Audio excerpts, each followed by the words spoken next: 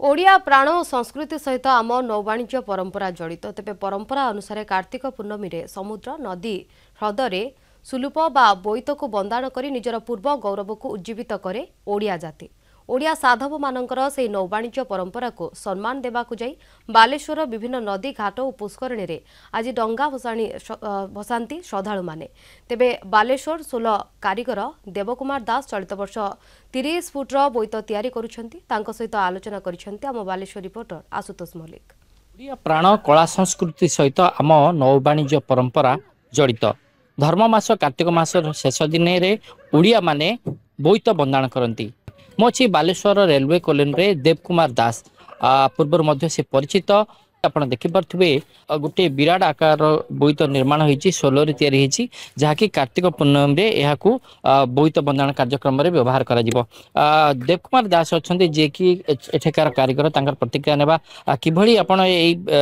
केते वर्ष होला आपण एभली बोईत तैयारी करन एटा 25 वर्ष हो केमती करंती केते समय लागे कोन समय लागे मो छुआ पिला सब लागंती आ मु भी लागे ए जो बोट आपण तैयारी करछंती एटा प्रकृति रे आरो डिजाइन कोन रही छी डिजाइनटा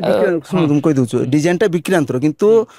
टिके अछि विक्रांतर आ टिके अलगा करछि ई जो बोट रे